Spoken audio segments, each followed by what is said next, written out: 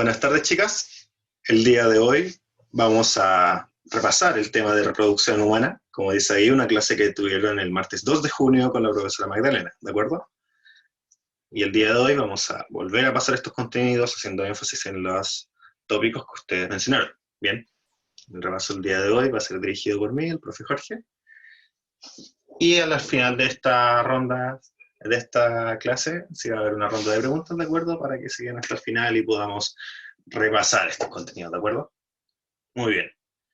Entonces, partimos con el proceso de fecundación, en el cual consiste en la fusión de los gametos femenino y masculino, ¿cierto?, en la reproducción sexual para crear un nuevo organismo. Entonces, este nuevo organismo se forma a partir de los gametos femenino y masculino en el ser humano, que son, ¿cierto?, el espermatozoide y el ovocito. ¿Bien? Y cómo se produce, tenemos aquí la estructura del sistema reproductor femenino, en el cual tenemos la entrada en la vagina, luego los espermatozoides cruzan el útero para llegar al sitio donde se debe producir la fecundación, que es aquí en las trompas de Falopio, u oviductos. Bien, aquí en los oviductos, ¿qué ocurre? Llegan millones y millones de espermatozoides que vienen desde la descarga que se produjo en la eyaculación, y empiezan a entrar, a intentar penetrar a través de la corona radiada, que es una serie de células, o sea, una serie de estructuras, mejor dicho, que cubren esta célula gigantesca, que es el ovocito, en relación a los espermatozoides. O sea, este dibujito que ven aquí en la esquina superior izquierda, no está a escala, los espermatozoides son más chicos que eso, en relación a un ovocito, ¿de acuerdo? Entonces, cuando uno de estos espermatozoides logra penetrar tanto la corona radiada como la zona pelúcida, que son capas que posee este ovocito, logra llegar a la membrana plasmática de esta célula y fusionar su membrana con la del ovocito, ¿de acuerdo? Y una vez que eso se produce, la cabeza del espermatozoide, gracias a la acción de su acrosoma, que es una pieza, digámoslo así, una parte del espermatozoide ubicada entre la cabeza y la cola, que permite que la cabeza se divida de la cola y permite que la cabeza ingrese al interior de la célula, ¿de acuerdo? Y es ahí cuando se fusionan los núcleos celulares y ocurre la fecundación, ¿de acuerdo? Este punto, el punto 4, es el punto de inicio de formación de este nuevo organismo, ¿de acuerdo? Y cuando esto ocurre, el ovocito tiene una serie de mecanismos que le permiten defenderse ante la penetración de otros espermatozoides. O sea, está protegiendo a este ovocito de un caso de polispermia, ¿bien? Que si bien se puede dar, no se suele dar en muchas ocasiones, ¿de acuerdo? Pero el rol de tanto la corona radial y de la zona pelúcida es impedir que entre más de un espermatozoide a este ovocito, ¿bien? Impidiendo la poliespermia, que sería la fecundación por más de un espermatozoide. Bien. Luego de la fecundación ocurre una serie de divisiones nucleares a las cuales las vamos a conocer como segmentación, implantación y gastrulación. A pesar de que el orden correcto debería ser segmentación. No, está bien, segmentación, implantación, gastrulación. Súper bien. ¿Por qué? Porque luego de la fecundación, como vemos aquí en el día 0, esta célula nueva que se ha formado, que es el cigoto, sigue en los oviductos y está recorriéndolos, bajando a través de ellos para llegar a implantarse en el útero. Y mientras ocurre eso, ocurre esta segmentación en la cual esta célula, ya con un núcleo fusionado con los genes tanto del espermatozoide como del ovocito, empieza a subdividirse, formando, por ejemplo, 2 células, 4 células, ¿cierto?, en potencias de 2, 8, hasta generar una estructura que nosotros conocemos como mórula. ¿Bien? Y luego esta mórula, que es simplemente un conjunto, una pelota de células, empieza a generar un hueco en su interior. ¿Por qué genera ese hueco? Porque es la primera estructura que se debe formar para la generación de la vida, ¿de acuerdo? Y este hueco además permite que este conjunto de células se implante en el útero, ¿bien? Entonces, cuando la mórula se convierte en blástula o blastocito, es ahí cuando está capacitada para implantarse en el útero, ¿bien? Y una vez que ocurre esta implantación, la blástula continúa fragmentándose, y continúa segmentándose, y empieza a generar otro tipo de estructura llamada gástrula. Y esta gástrula ya empieza a mostrar este hueco dentro del hueco, ¿cierto? Una especie de forma de U, ¿bien? Que es el inicio de la formación de las estructuras que le dan vida a un ser humano, ¿bien? Y bueno, cuando ya llegamos a la gástrula se empiezan a diferenciarse estas estructuras, donde vamos a tener el ecto, meso y endodermo, que van a ser respectivamente la capa de células más afuera, la capa intermedia y la capa interior, que es el endodermo, ¿bien? La piel interna, que sería la traducción literal. Bueno, luego de esto, ustedes se preguntarán, bueno, ¿cómo un conjunto de células puede convertirse en un ser humano funcional? Y esto ocurre gracias a que estos tres tipos de células que yo les mencionaba van a generar diferentes tipos de órganos, ¿de acuerdo? Estas capas embrionarias que les mencioné. Por un lado, el ectodermo está encargado, como al ser la capa más exterior, está encargado de formar tanto los nervios, todo el sistema nervioso que nos recorre, como la piel, ¿cierto? La dermis y la epidermis. Por otro lado, el mesodermo, la zona intermedia, se encarga de formar músculos, esqueleto, los riñones y el aparato reproductor, ¿de acuerdo? Se encarga de darle toda la estructura al cuerpo humano. Por otro lado, el endodermo se encarga de órganos vitales, tales como el sistema digestivo, los pulmones, el hígado y también las glándulas endocrinas, ¿bien? Las glándulas hormonales que vimos en la clase anterior. Y es aquí donde, en este esquema del lado derecho, los pueden diferenciar, pueden recordar bien de qué se trata cada una de estas capas. Pero guíense también por el prefijo que se une al dermo. Ecto habla de algo de afuera, endo de algo de adentro y meso de algo del medio. ¿Bien? Súper. ¿De acuerdo? Si llegan a tener alguna duda, me escriben por el chat, abren su micrófono. No hay drama. Bien. Luego, necesitamos saber qué otras estructuras ayudan a este nuevo organismo en formación a nutrirse, a obtener estos nutrientes, ¿cierto? Y esta energía que necesita para poder generar vida, ¿de acuerdo? Entonces, aquí es donde entran en acción nuestros anexos embrionarios, que en resumen su rol principal es nutrir y entregarle todo lo que necesita el nuevo organismo de parte de lo que le entrega la madre, ¿cierto?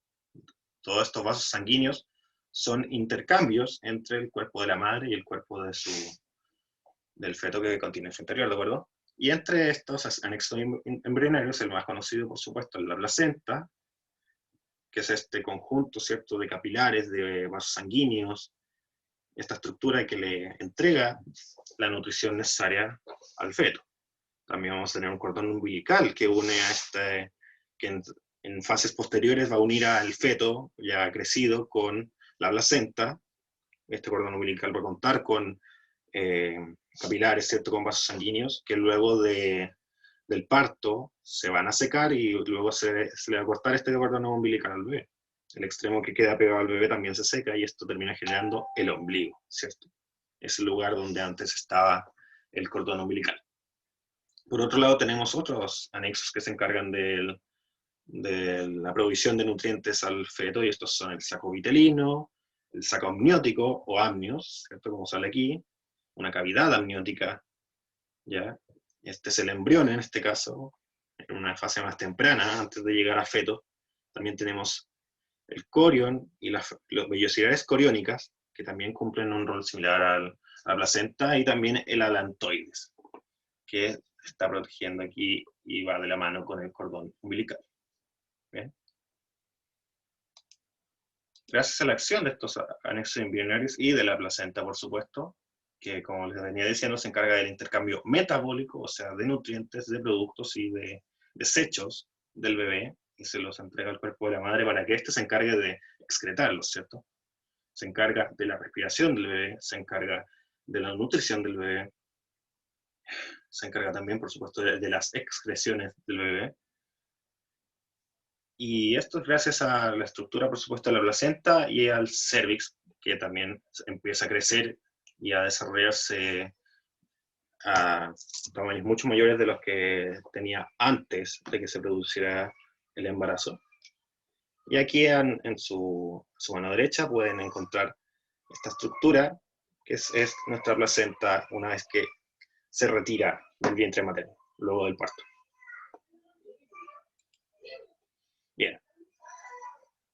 Con esto clarito podemos empezar a entender cómo se da el desarrollo fetal. Y vamos a ver que este desarrollo fetal consiste en la maduración de los órganos, ¿cierto?, ya formados gracias a la organogénesis y en el crecimiento del feto. Entonces, una vez que deja de ser embrión y empieza a ser feto, vamos a tener que el ser humano que se está formando comienza a diferenciarse de otros mamíferos. Porque si ustedes se recuerdan de las clases de evolución y sobre todo de las evidencias de evolución, teníamos que esta evolución ha dejado ciertas evidencias tales como de que en nuestras etapas tempranas nosotros parecemos tener una cola, ¿bien? Y esta cola empieza a encogerse a medida que nos desarrollamos en el vientre materno hasta terminar siendo el coxis, que es el fin de nuestra columna vertebral. En otros mamíferos, sin embargo, veríamos que esta protocola no se atrofiaría y seguiría creciendo junto con el resto del embrión y luego feto, formando así una cola con la cual otros animales necesitan para equilibrarse, para poder pararse en sus cuatro patas, ¿cierto? O también para otros usos, ¿cierto? Vemos a los monos de repente recogiendo cosas con su cola o colgándose de los árboles. Sin embargo, los humanos no lo necesitamos porque aprendimos a caminar sobre nuestros pies. Bien. Y eso fue atrofiando, ¿cierto?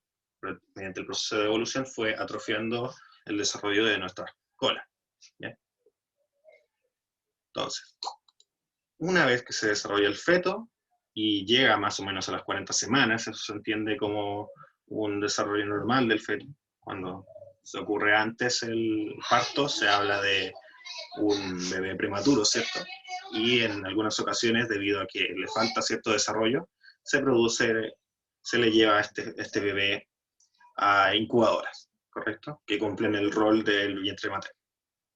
Entonces, durante un parto natural, se busca que se dilate, ¿cierto?, la vagina materna, de manera que el cuello del útero también se dilate por dentro y deje salir la cabeza del bebé. Eso es importante, la cabeza del bebé debe salir primero, o debería. De repente los médicos tienen que hacer maniobras por ahí, junto con los enfermeros, porque el bebé está en una posición extraña, puede que esté de cabeza y salga las piernas primero, o puede que fue algo que me pasó a mí, les pasó a varios, que aparecían con el cordón umbilical enrollado en su cuello. Y esto simplemente por los movimientos del bebé, no significa que venga maldito ni nada por el estilo. Son cosas que pasan, ¿bien?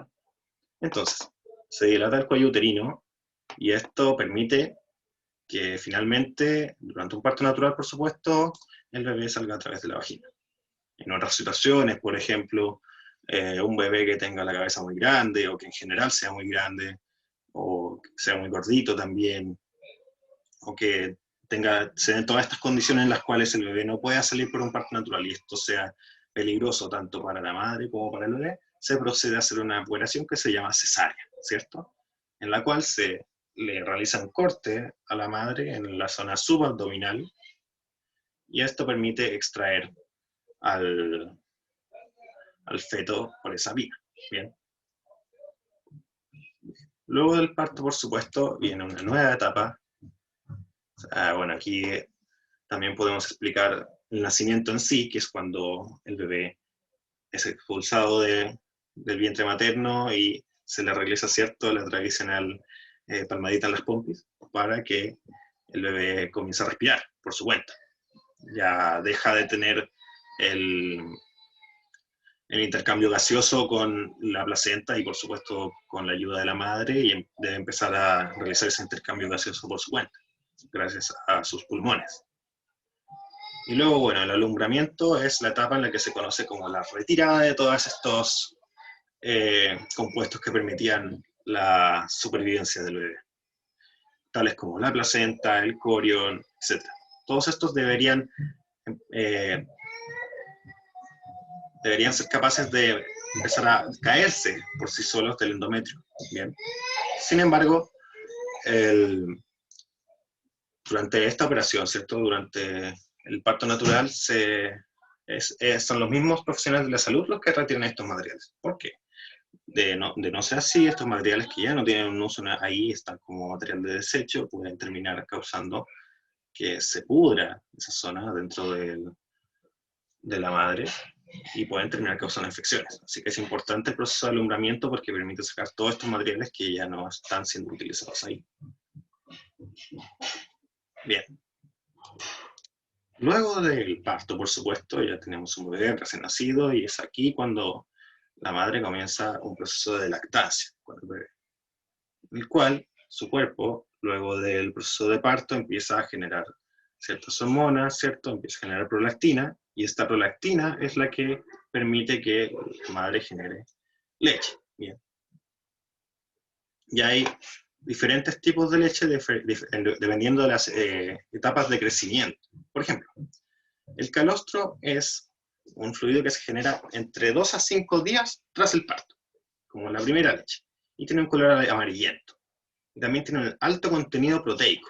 Esto es clave porque el bebé sigue desarrollándose incluso fuera del vientre materno, y esos primeros días son vitales. O sea, el bebé no debería carecer tanto del calostro como de la leche materna, por supuesto, después, pero ese calostro es fundamental porque tiene ese alto contenido proteico que le permite seguir desarrollando estructuras que tal vez le faltaba desarrollo porque no lo necesitaban en el vientre materno, como puede ser el sistema respiratorio, ¿cierto? Luego de esos 5 días, empieza a adquirir el color blanquecino esta agua, y esto es porque empieza a perder contenido en proteínas y empieza a ganar contenido en agua. Se empieza a ganar mucho contenido en agua porque el bebé en sus primeros días, por supuesto, su única fuente de alimento es la leche, y ya después empieza a tomar agua y a empezar a consumir alimentos sólidos. Bien.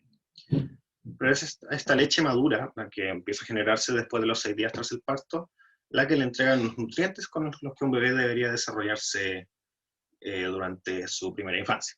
Bien. Dicen por ahí de que entre más leche se le da al bebé, o sea, por más tiempo, se desarrolla mejor. Bien. Así que es muy importante este proceso de lactancia para el desarrollo del recién nacido. Bien. Pero no todo es alegría en este proceso, y por supuesto que dentro de una planificación familiar o dentro de una buena educación sexual debe estar una buena educación en temas de métodos anticonceptivos, por supuesto. Y bueno, los de esta diapositiva yo no se los debería enseñar, o sea, esta cuestión debería saltarla, chao. Fue, no. Pero como se los preguntan en la prueba, este le va a pasárselos, pero eso ya no se debería enseñar en ningún lado, o sea, los métodos naturales no tienen efectividad absoluta, bueno, menos, por supuesto, la abstinencia, ¿correcto? Pero más allá de la abstinencia, cuando los seres humanos inician su vida sexual, deben o deberían conocer los diferentes métodos con los cuales tanto algunos les permiten defenderse de enfermedades de transmisión sexual, como a su vez les permiten evitar embarazos no deseados. Y entre ellos están el método del calendario, que tiene que ver con esa ruedita que ven en su esquina superior derecha, que consiste en evitar tener relaciones sexuales durante los días fértiles. Y tiene una efectividad del 65 y 80%. Ustedes dirían bastante alta, ¿cierto? Pero a pesar de llevar contados los días, ¿cierto?, en los que se suele producir la ovulación de la mujer, e incluso actualmente hay aplicaciones que realizan este rol, no siempre es una predicción acertada. Esta ovulación puede ocurrir un día antes, un día después, y si ocurren relaciones sexuales durante ese día, lo más probable es que se produzca un embarazo. Bien. De la mano con el método del calendario, por ejemplo, suelen ir juntos para esta gente que prefiere los métodos naturales, y reitero, no los usen, no funcionan, no funcionan el 100% de las veces. Bien. Es provocar a la suerte. Entonces, de la mano con el método del calendario, se suele utilizar también la temperatura basal, ¿bien? y en este caso se toma la temperatura del aparato sexual femenino, ¿de acuerdo? Durante todo el ciclo menstrual para llevar un registro, y va a ser un pic de temperatura en algún día el que les va a indicar cuándo ocurrirá la ovulación, ¿bien? Eso, por supuesto, se sabe que ocurre un pic de temperatura corporal en esa zona durante la ovulación, ¿bien? Pero esta predicción, por supuesto, no siempre va a ser aceptada. Puede que ese día tengas fiebre o tengas algún otro tipo de condición que te suba la temperatura corporal y se puede darte mensajes confusos. Bien. También está el método de Billings, que consiste en observar los cambios en la cantidad y consistencia del flujo cervical. Bien. El flujo cervical es el que se ubica en esta zona, ¿cierto?, entre la vagina y la entrada del útero, y esta produce secreciones que tienen determinadas consistencias. ¿De acuerdo? Entonces, hay una consistencia en particular, que yo no les voy a decir cuál es, ahí pueden buscar después si es que deben estudiar ese método, pero el método de Billings dice que hay una de estas consistencias que permite dar cuenta de que se está produciendo la ovulación, o de que se va a producir en los días siguientes. ¿Bien? Por último, y la más ridícula de todas, por supuesto, está el coitus interruptus, que es el latín para la interrupción del coito, ¿cierto? Y es cuando se retira el pene antes de la eyaculación, con una efectividad de aquí del 78%, que claro, depende de la cantidad de espermatozoides, que no solamente tenga el semen, y si este semen cae o no en la zona vaginal, sino del líquido preseminal, porque el líquido preseminal, que es aquel que produce el aparato reproductor masculino antes de la eyaculación, también puede tener cierto contenido de espermatozoides. Por lo mismo, el coitus interruptus no es un método efectivo, anticonceptivo. ¿Bien? Y aparte están completamente expuestos ante infecciones de transmisión sexual. Por otro lado, existen también métodos de barrera o químicos. ¿Bien? A ver, no, sí estoy bien. Entonces, estos métodos de barrera o químicos tienen en general una mayor efectividad, pero todo esto depende, por supuesto, de la consistencia a la hora de utilizarlo. Por ejemplo, tenemos el método más conocido de todos, que es el uso de preservativo, condón, que es esta funda elástica de látex o poliuretano que impide la entrada de semen en la vagina. Bien. Previene embarazos y enfermedades de transmisión sexual. Y tiene una efectividad, dice aquí, del 98%. Eso, por supuesto, considerando ciertas variables, como que el condón esté en buen estado, que se manipule bien, se utilice bien, ¿de acuerdo? Y que siempre se utilice en cada relación sexual. Y aquí esta efectividad se refiere al condón masculino, ¿bien? También existe un condón femenino, que también es una funda de látex que se ubica en la vagina. También cumple el mismo rol, el de evitar que el semen ingrese más allá, ¿ok? Pero ese tiene una efectividad un poco menor. Me parece que alrededor de un 80, incluso de 70%. Debido a que es más fácil de que resbale. Por otro lado tenemos el diafragma y el dispositivo intrauterino, o DIU, ¿bien? El diafragma es una pieza flexible con forma de disco, ¿bien? Un plástico que se pone en el cuello uterino para impedir la entrada de los espermatozoides, ¿bien? Y esto puede ir de la mano con el uso de espermicidas, que ya vamos a ver de qué se trata. En cuanto al dispositivo intrauterino es un aparato de cobre, la T de cobre se le llama, o plástico que impide el ascenso de los espermatozoides y la implantación del embrión. ¿Por qué cobre, dirán ustedes? ¿Por qué ingresar una cosa de metal ahí, no? Suena nada que ver, pero se utiliza debido a que el cobre tiene ciertas capacidades antibactericidas, ¿cierto? Y también espermicidas. ¿Bien? Esto sumado, y viene el último método químico, al uso de espermicidas, que son cremas que se aplican en la zona vaginal y su rol es matar o alterar la movilidad de los espermatozoides. Pueden retrasarlos, pueden cambiar la consistencia del líquido en su interior, y esto impedirá el paso, por eso se llaman métodos de barrera, de los espermatozoides hacia el oviducto, que es donde el ovocito está esperando ser fecundado. Bien. A diferencia de los espermatozoides, el ovocito no tiene ninguna capacidad de movilizarse por sí mismo, no tiene cola. Entonces depende únicamente de Este proceso mediante el cual el oviducto va cayendo hacia el útero y luego mediante la menstruación es expulsado, si es que este no es fecundado. Bien. Luego de esto hay unos métodos más, que son los métodos hormonales, ¿cierto? Entre los cuales tenemos las pastillas anticonceptivas, las tenemos aquí en la esquina superior derecha, que cumplen su rol siempre y cuando la mujer tome su píldora cada día, ¿cierto? A la misma hora. Y estas, al tener progesterona y estrógeno, impiden la ovulación. Y aquí hay un detalle, y es que algunas de estas píldoras cumplen un rol de placebo, porque hay días del ciclo menstrual en las cuales no es necesaria el ingreso de estas hormonas. Y estas pastillas placebo cumplen el rol de que la mujer se las siga tomando cada día, que no pierda la costumbre.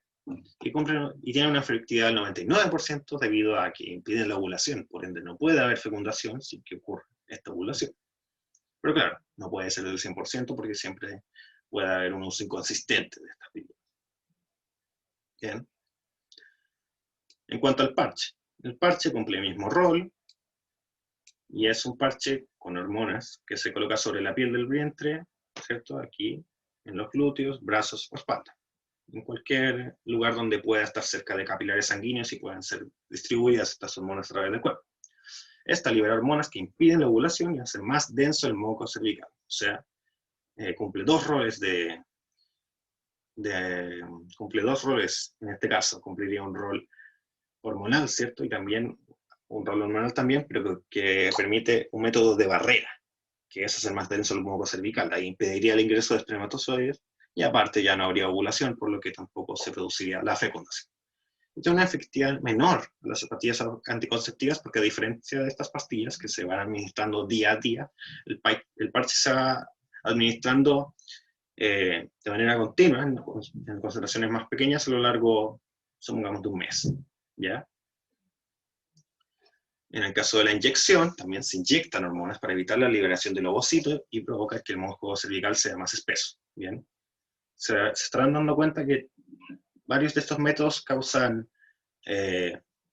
distintas reacciones al cuerpo de la mujer, ¿cierto?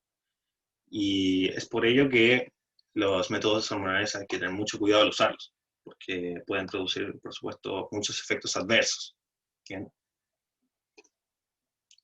Entonces, dentro de estos métodos anticonceptivos también existe uno que, si no me equivoco, fue creado en Chile, que es el uso del Implanón, que cumple el mismo rol hormonal de ser una inyección subdérmica bajo la piel, ¿cierto? De un tubo que contiene hormonas, y este tubo las administrando a lo largo de un periodo extenso de tiempo. Podríamos estar hablando de 1 o 2 años, dependiendo del producto. Y este producto permite, ¿cierto?, evitar la ovulación. Altera todo el ciclo, porque como no hay ovulación, tampoco hay menstruación y se detiene todo el proceso a lo largo de una gran cantidad de tiempo.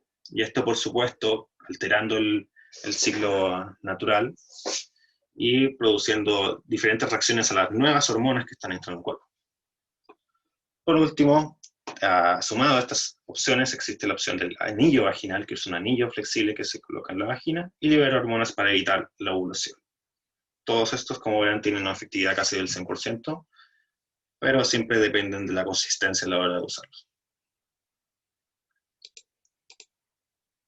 Y por último tenemos los métodos quirúrgicos, que en teoría deberían tener una efectividad del 100%, pero ya veremos el por qué podrían ocurrir detalles, ¿no?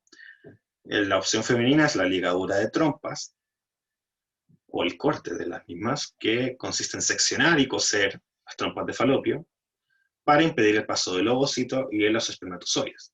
¿Bien? El ovocito nunca cae al útero, no se produce la ovulación.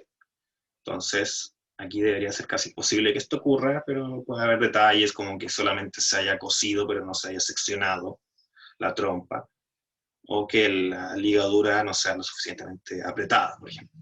Ya eso es un tema mecánico, un tema de la operación. Por el lado de la vasectomía, cumple más o menos el mismo rol, pero en el caso del hombre, consiste en cortar y coser los conductos deferentes, ¿cierto? Los conductos que llevan los espermatozoides maduros desde el epidídimo, ¿cierto? Esta estructura sobre el testículo, y que llevan los espermatozoides al pene, ¿cierto? Entonces, cuando se están Al estar cortados estos conductos deferentes, los espermatozoides no llegan al pene y por ende el semen sale sin presencia de espermatozoides. Por supuesto, esto también puede tener sus detalles al no cortar bien los conductos deferentes o al coserlos y no apretarlos bien, ¿de acuerdo? Todos esos pueden ser detalles de una operación, pero si se hace bien, la efectividad de ambos sería de un 100%. Bien. Y bueno, últimamente se ha estado informando mucho acerca de este tema, de que la vasectomía es una opción debido a que es reversible, ¿cierto? Y no es una operación complicada, ¿bien? Entonces eso permitiría no solo legarle, ¿cierto? Porque la mayoría de los métodos que hemos visto son de responsabilidad de la mujer, permitiría legarle también parte de la responsabilidad, y no solo eso, de una opción de tener o no tener hijos al hombre, porque tendría la capacidad de decir cuándo hacerse esta vasectomía y cuándo retirarse. Bien. Bien. Por último, me gustaría repasar en estas enfermedades de transmisión sexual. Y bueno, las primeras que vamos a ver son del tipo bacterianas. Tenemos algunos ejemplos aquí de enfermedades de transmisión sexual por infecciones bacterianas, y entre ellas tenemos la causada por la Treponema pallidum, que es la sífilis. ¿Bien?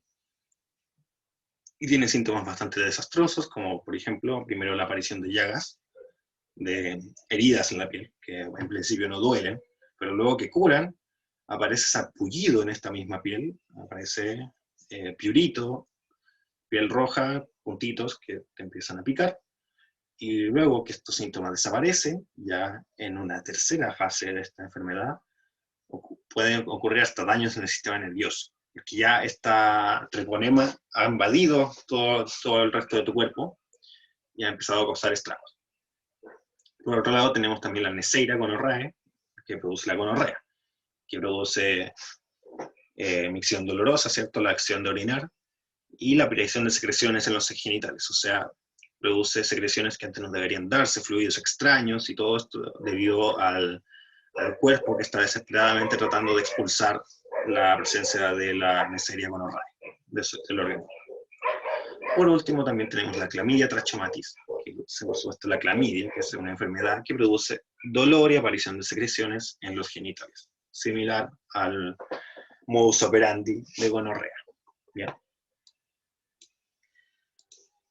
Aparte de las bacterianas, también tenemos enfermedades virales, ¿bien? Que son producidas por virus, por estas entidades, algunos dicen que están vivas, otros que no, pero lo estén o no causan estragos al resto de seres vivos. En primer lugar tenemos al VHS, que es un virus y no un sistema de video, no se confundan ahí, que produce la enfermedad del herpes. Y el herpes produce el dolor, comezón y la aparición de llagas, ¿cierto? Produce graves daños y puede ser muy molesta la herpes genital. Por otro lado, la VPH, el VPH, el virus del papiloma humano, que es un virus para el cual hay vacuna, produce la enfermedad del papiloma humano, que si bien hay muchos infectados que son asintomáticos, en los que sí se presentan estos síntomas ocurre una aparición de verrugas, como las que vemos en la primera y segunda foto, y algunos provocan cáncer del cuello uterino. Bien, ante la adversa reacción de las células del cuerpo humano a este virus, se empieza a generar este proceso de multiplicación de células, al cual nosotros conocemos como cáncer. Por otro lado, el virus de la hepatitis B, el VHB, produce la hepatitis B, por supuesto, para la cual también hay vacuna. El desarrollo de vacunas para la hepatitis nació de profesionales, entre otros, por el bioquímico Pablo Valenzuela, que es chileno, y trabaja con su empresa Chirón con profesionales estadounidenses, ¿de acuerdo? De hecho, la vacuna para el virus de la hepatitis C es de su autoría, es chilena, para que lo sepan. Y bueno, esta hepatitis B produce fatiga, dolor abdominal, ictericia, orina oscura, y los casos crónicos pueden provocar cáncer o cirrosis, ¿bien? Enfermedades terribles relacionadas al sistema excretor, ¿bien?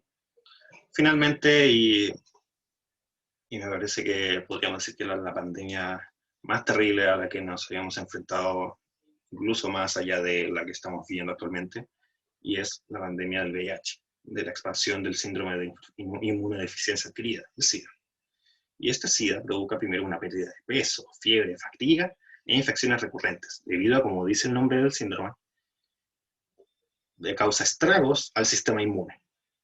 Causa que este sistema inmune empiece a funcionar más bajo, ¿bien? Y con ello trae consigo la infección de otros patógenos oportunistas, que se aprovechan de que el cuerpo está débil. Al final lo que te mata no es el VIH, no es su acción, sino la acción de otras enfermedades que se aprovechan de un cuerpo desvalido. ¿Bien? Y todas estas enfermedades se pueden prevenir con el uso del preservativo. ¿De acuerdo? Ahora vamos a pasar a las preguntas. Pero primero que nada, ¿hay alguna duda hasta el momento? ¿Quisieran que volviera alguna diapositiva en particular? Voy a prender la luz. Oh. Cuéntenme, ¿qué les ha parecido el repaso hasta ahora?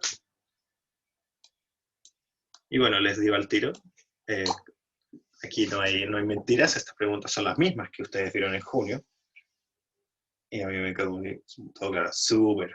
Y bueno, sé que si bien algunos de sus compañeros nos llegaron a mitad de semestre, a mitad de año, los demás podrán recordar, tener nociones. Y es la idea. La idea es que ustedes puedan ir reforzando los mismos contenidos que han visto a lo largo del año. Perfecto, Constanza. Entonces, si ustedes se enfrentan a estas mismas preguntas, y es una política que también tienen otros preuniversitarios, de hacerles la primera prueba y luego la última prueba es la misma, para ver cuánto progresaron, para ver que aumentaron su puntaje. Entonces, está dentro de su estrategia, pero yo creo que es una muy buena estrategia para que ustedes vean que han reforzado estos contenidos. ¿Bien? Que han ido estudiando esto a lo largo del año, que no es algo que simplemente vieron en junio y luego se olvidaron, ¿bien? Entonces, el fin de que podamos enfrentarnos de nuevo a estas preguntas es que ustedes puedan contestar y contestar seguros esta vez. Entonces, considerando que te quedó todo claro, comencemos con las preguntas.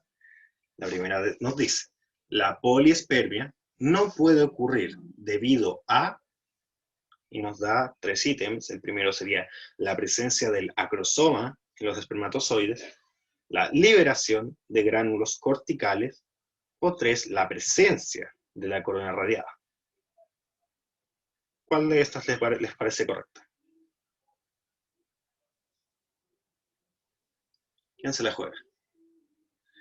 C, Francisca, B dice Valentina, C dice Constanza. Veamos. La B nos dice que es solo 2, gracias a la liberación de gránulos corticales, ¿cierto? Y la C nos dice solo 3, que sería la presencia de la corona radiada. Y la respuesta correcta es la alternativa B. ¿Por qué? Se preguntarán ustedes. Si la corona radiada se encarga de proteger el ovocito, pero esta corona radiada se encarga de dificultar el paso del espermatozoide que vaya a fecundar. Cuando este espermatozoide finalmente logra penetrar y llegar hasta hacer contacto con el núcleo del ovocito, esta corona radiada se vuelve a constituir y gracias a la acción de gránulos corticales, que son otras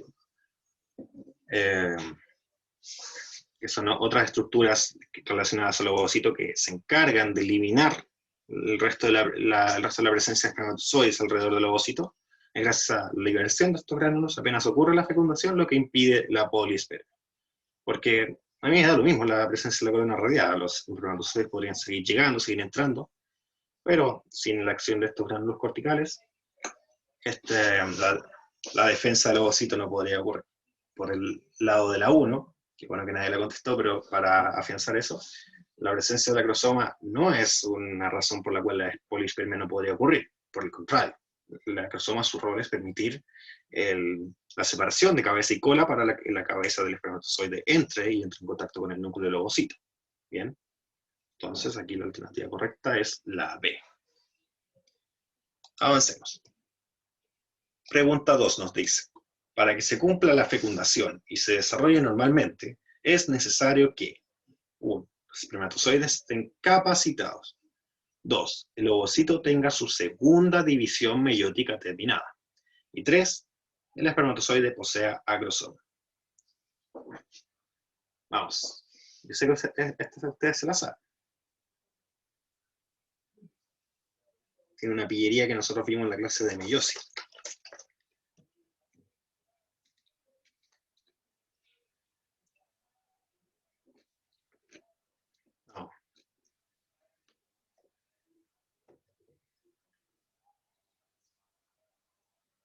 D, D.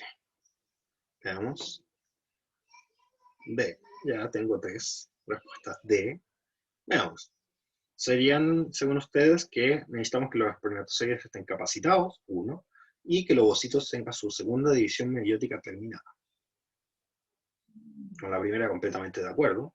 Los espermatozoides deben estar maduros, poseer todas las estructuras de tal manera que sean capaces de poder ingresar al ovocito. Sin embargo, una de estas estructuras que necesita el espermatozoide para estar capacitado es la presencia de acrosoma, ¿cierto? Por ende, la 3 también sería correcta. Pero no hay 1, 2 y 3, entonces una de esas debe estar mala. Y aquí viene la pillería de las cuales yo les estaba comentando, que el ovocito no termina su segunda división meiótica hasta que se funde su núcleo con el núcleo del espermatozoide. Bien. El ovocito 2, que es el ovocito maduro, uno de estos ovocitos 2 que se genera para generar este ovocito, y luego el óvulo, que es el que se genera al contacto con el espermatozoide, no ha terminado su segunda división meiótica y solamente estará completa en su conjunto cuando se genere esta fecundación. Bien, sin que ocurra la fecundación tenemos una segunda meiosis, una segunda etapa de la meiosis sin terminar. Bien, así que por ahí vamos a tener que repasar la materia de meiosis para que quede bien claro ese tema. A diferencia de los gametos masculinos, los espermatozoides, que sí terminan su segunda división meiótica y terminamos con 4 espermatozoides como producto de las espermátidas, que son las iniciadoras de la espermatogénesis. Bien, entonces, alternativa correcta, solo 1 y 3. Bien, creo que haya quedado claro. Ahí tienen que estar claritos. Si les dicen que el ovocito ya terminó su segunda división meiótica, ustedes dicen no, no la ha terminado. Se fecunda y recién la termina. Siguiente. ¿Cuál de las siguientes opciones son funciones de la placenta? Bien, primero, nos dice almacenamiento de sustancias alimenticias. Bien. 2. Secreción de hormonas como la progesterona. Y 3. Eliminación de sustancias de desecho. ¿Cuál sería la alternativa correcta?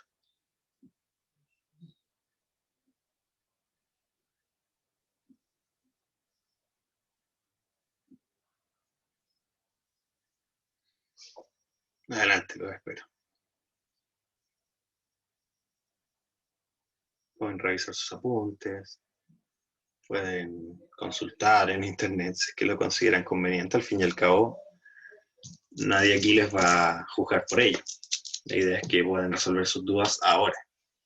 El día de la prueba probablemente no puedan hacer consulta de todos esos materiales, pero ahora sí, estamos en clase.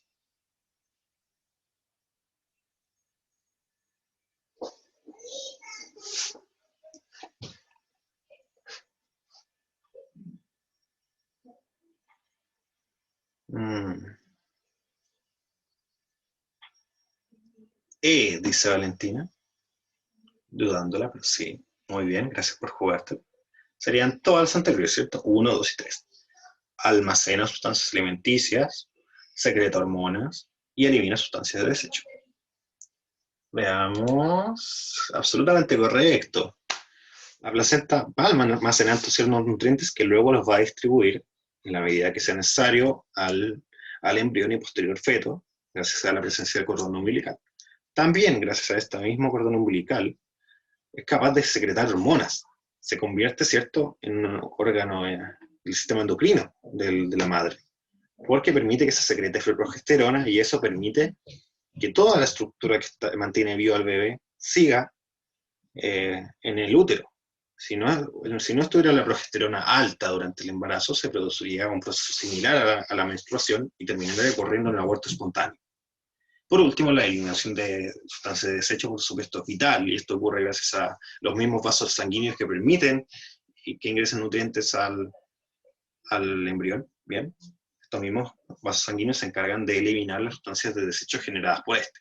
Por ejemplo, los generados debido a la respiración celular, que serían CO2, ¿cierto? Como también eliminación de sustancias de desecho generadas a partir de los nutrientes que van entrando al bebé.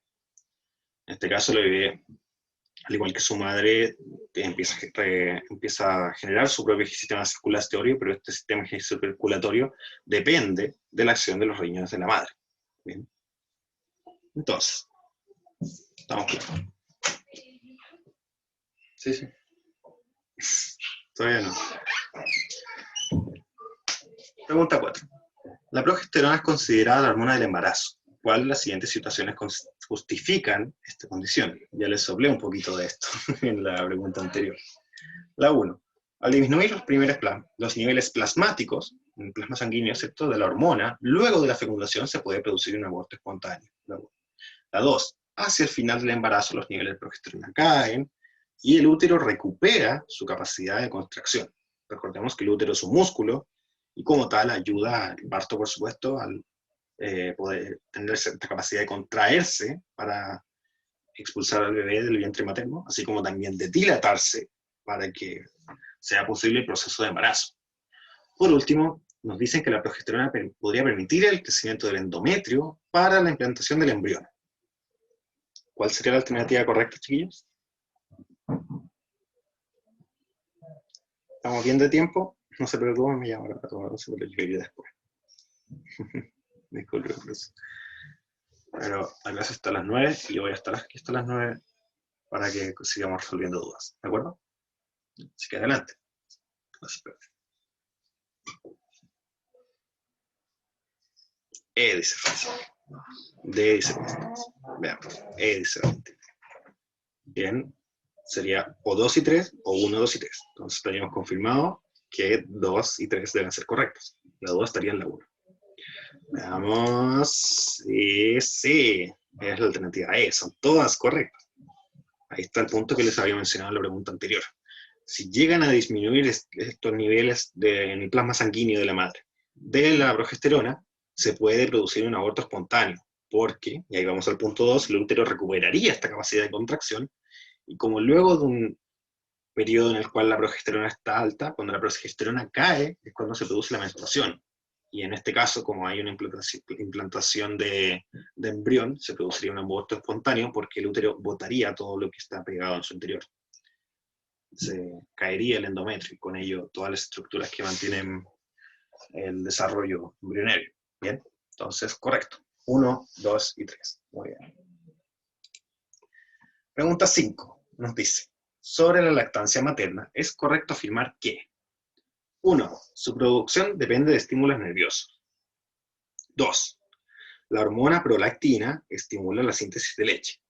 Y 3. La hormona oxitocina estimula la síntesis de leche. ¿Cuál será la alternativa correcta? Sí. No.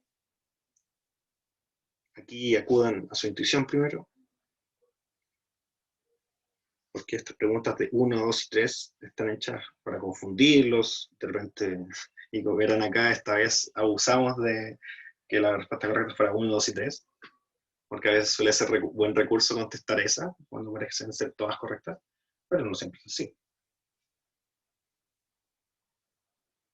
Así que ojo a eso. Y ojo aquí también con esta pregunta.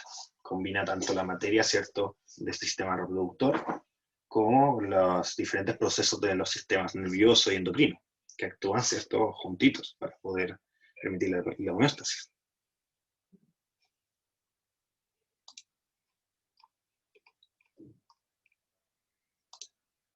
C, dice Constanza, B, dice Valentín. Veamos. Sería 2, solo 1 y 2, B también dice Francesca. Entonces la prolactina va fijo, me parece bien. Pero Constanza también nos plantea que su producción podría depender de estímulos nerviosos. ¿Cuáles serían esos estímulos nerviosos? Ya vamos a ver si existen o no.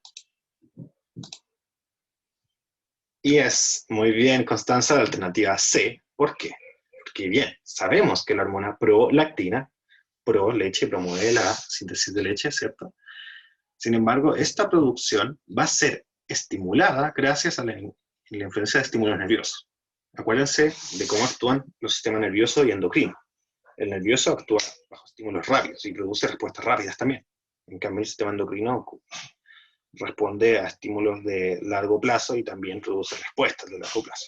En este sentido, sí, La prolactina se encarga de que siempre exista una síntesis de leche en las glándulas mamarias. Los estímulos nerviosos, que son causados en este caso por la succión que realiza el bebé de la mama, permite que la glándula secrete la leche y el bebé se pueda alimentar. ¿Bien? Esos son los estímulos nerviosos que estábamos buscando. ¿Bien?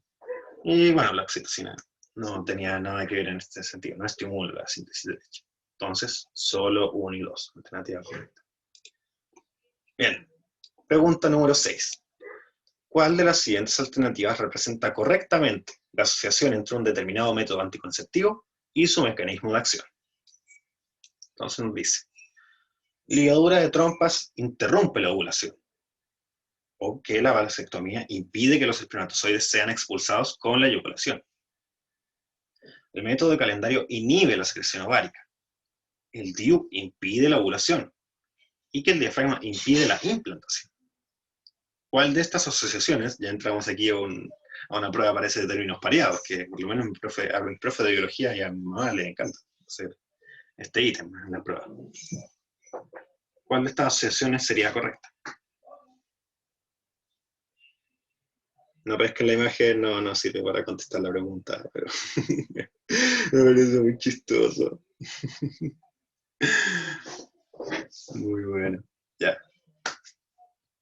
¿Cuál sería la asociación correcta ahí? Acuérdense del rol que cumple. Puede que no se acuerden de qué hace exactamente cada uno de estos métodos, pero se acuerdan de en qué categoría estaba. No sé qué si me contestaron aquí, son contestaciones son respuestas para ahora, pero veo B, y no sé si son para la pregunta actual o para la pregunta anterior. Pero igual les podría tomar en cuenta, ¿no? La B me está tentando. Sí, para ahora, muy bien. Ya, entonces, según dice Francisca, B, entonces, que la vasectomía impide que los espermatozoides sean expulsados con la eyaculación. Y es absolutamente correcta, por supuesto. Esta vasectomía, ¿cierto?, corta y cose los conductos deferentes, que son los que llevan los espermatozoides desde el epidídimo hacia el pene. Entonces, si se da esta vasectomía, los espermatozoides nunca van a llegar a ser expulsados con la eyaculación. Vamos descartando. La ligadura de trompas interrumpe la ovulación. Falso. La ovulación ocurre. El tema es que este óvulo, que es generado después de cada ciclo menstrual, nunca llega al útero. ¿Bien? Nunca llega a atravesar hasta el útero porque no tiene la capacidad de pasar a través de este oviducto que está cortado y cosido. La C. El método de calendario inhibe la secreción ovárica. Pucha, ojalá hiciera milagros, pero no es así. El método de calendario se basa en respetar este ciclo ovárico, conocer este día donde ocurre la ovulación y no tener relaciones sexuales ese día, ¿de acuerdo? Y en los días cercanos sería lo más prudente, aunque ese método, como método natural, es un método horrible para pretender evitar tener un embarazo. Por otro lado, el DIU y el diafragma son métodos de barrera. No impiden ni la ovulación ni la implantación. Y tienen un rol más o menos similar, como pueden ver ahí, la T de cobre, el DIU, no el DUI, por favor. No impide la ovulación, sino que actúa como espermicida. Su consistencia de cobre, en el caso de que sea una T de cobre, va a actuar como espermicida por sí mismo, por el material de que está hecho. Y si es de plástico, va a tener sustancias espermicidas asociadas. Bien, entonces su rol es evitar que los espermatozoides lleguen al ovocito. Método de barrera. Por otro lado, el diafragma, como es una cavidad plástica que se inserta en esa zona, también cumple un rol de evitar que los espermatozoides lleguen, pero no impide la implantación porque esta implantación ni siquiera puede ocurrir si no ocurre una fecundación. El caso del DIU no impide la ovulación se produce, pero nunca ocurre una fecundación. Eso es lo importante. Por último, el proceso de fecundación y el posterior desarrollo del embrión ocurren respectivamente en, y nos menciona diferentes partes del sistema reproductor femenino. Tenemos útero y oviducto, respectivamente, ovario y oviducto, vagina y útero, oviducto y útero, y vagina y oviducto. Bien. Fecundación primero, el desarrollo del embrión después. D, nos dice Francisca. Oviducto y útero. Bien. Espero que estén todos de acuerdo porque oviducto y útero es correcto. La fecundación ocurre en los oviductos, en las trompas de Falopio, ¿cierto? Y el posterior desarrollo del embrión ocurre en el útero. Muy bien. No hay más vueltas que darle. Listo. Se acabó. ¿Queda alguna duda, chiquillas? Estaríamos listos entonces. Voy a dejar de grabar. Nos vemos en el siguiente resumen.